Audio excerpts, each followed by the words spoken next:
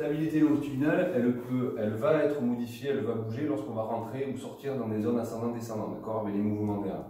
En gros, ce qu'il faut retenir, c'est que quand tu vas arriver dans une pompe, on va avoir le planeur qui va avoir tendance à accélérer et à avoir un effet de piqueur, d'accord.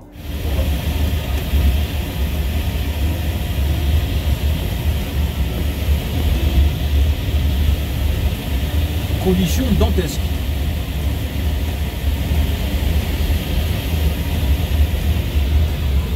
Ça descend plus. Elle descend plus. En trace, hein. En trace. Pour expliquer ça, c'est ton intro là. Pour expliquer ça, qu'est-ce qu'on voit? On voit le planeur, en effet, tu as les trois quarts. C'est un planeur qui vole à la vitesse max, là, et on voit qu'il y a un planeur qui vole plus vite. Et ce planeur-là, qu'est-ce qu'il va faire? Il va te repartir alors que l'autre n'est pas encore arrivé. Donc on voit qu'en effet, la vitesse max, c'est pas une vitesse optimum pour transiter, mais qu'il y a mieux à faire.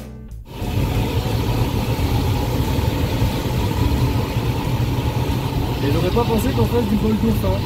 Voilà le vol dauphin. On a gagné 300 mètres depuis qu'on est parti. Que de la ligne droite. Que en ligne droite. Contre la rue devant.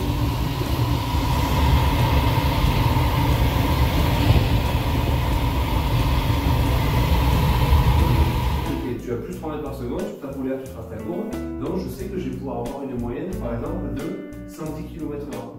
110 km/h, ok, la journée elle va être bonne de midi à 16h, ok, j'ai 4 heures à 110 km/h, je vais 440, je peux avoir un circuit de 440. Ouais, je suis parti finalement sur la rue de gauche. Hein. Ok. D'accord, ça te va? Ouais. Bon, tout a l'air bon. Hein. Ouais, ça va, ok.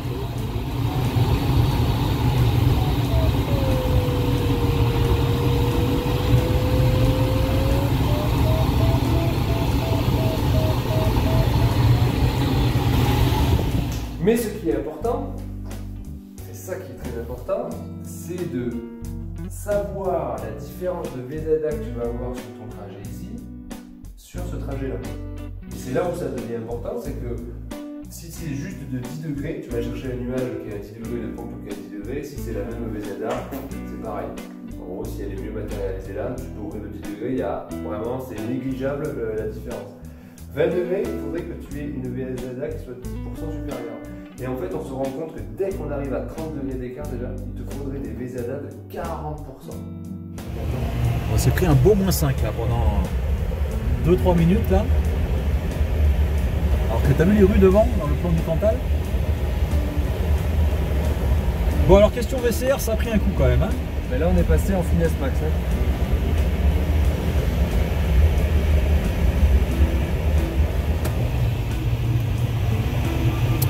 Situation de vache, on essaie de sauver la ligne.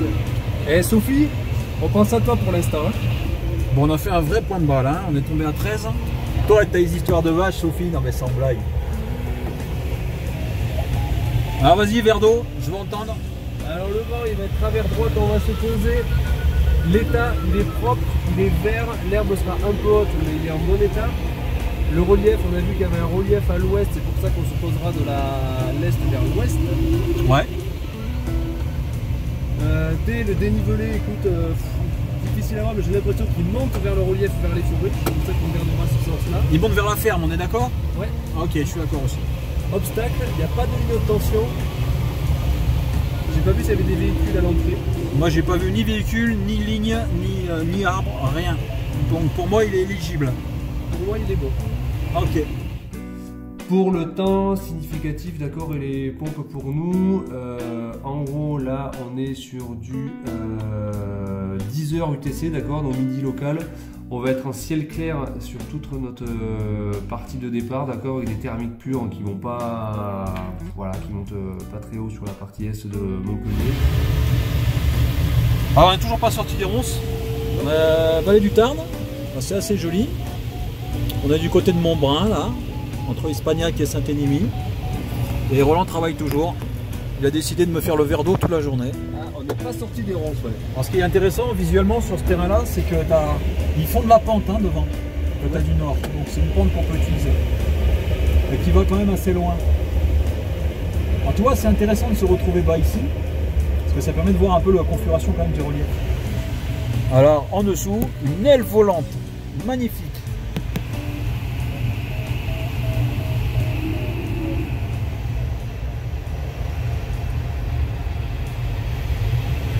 moteur au-dessus, hein. Regarde ça un peu, 1, 2, 3, 4, 5. Il monte pas, là, lui, c'est 10-4. Oh, c'est trop beau.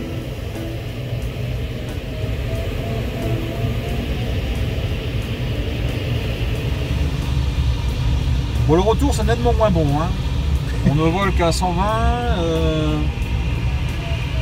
Non, c'est aussi fumant, c'est super. On repasse Monde à gauche.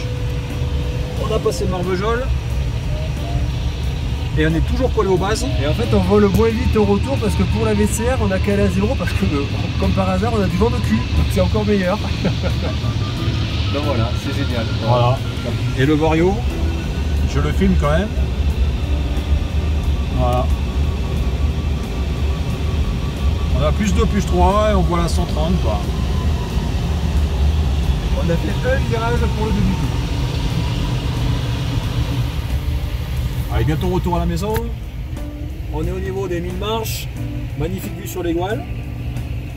Alors Michel, on va profiter de la ligne droite là, on va aller faire la leçon sur l'autorotation. D'accord? On va la faire là au niveau des Cagnas et les montagnes qui sont juste devant nous. Ok. Allez, on check l'altitude. 2290 avec le plus 1, on arrive à 2300, d'accord? 2300, ok. Ok, donc écoute, on réduit la vitesse. On a vérifié, personne en dessous. J'ai pas les commandes. Hein. On a déjà vérifié pendant la pompe. J'ai les commandes, je te montre. On réduit la vitesse, tu vois, vol lent, on approche du décrochage. Ouais. Là, on crée une dissymétrie, tu vois, hop, il y a une aile qui décroche, tu vois, hop là, le planeur part en vrille. Alors là, ok. tu vois, le nez a tendance à monter, Ah ouais, là on le voit bien. a tendance à redescendre, tu vois, on est en vrille, il accélère un peu, toujours en positif. Tu vois, on a fait un tour et demi, c'est tout calme, mais le planeur il est en vrille, il vole pas. Allez, on sort de vrille. Ok. Et je fais la recette. Et le cieraliment en début de vente arrière pour la pompe, le train est fixe. Allez, on va partir à 450 mètres de millier et on se met parallèle au terrain. D'accord. Allez, on essaie de voir, je te rappelle les 15-20 degrés qu'on devait avoir.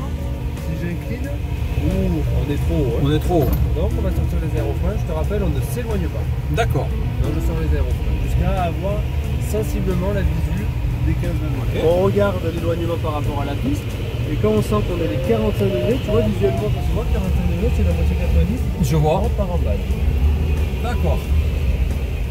En base, j'ai mes 100 km/h, je vais prendre bien mes 110 et je me mets à demi-efficacité.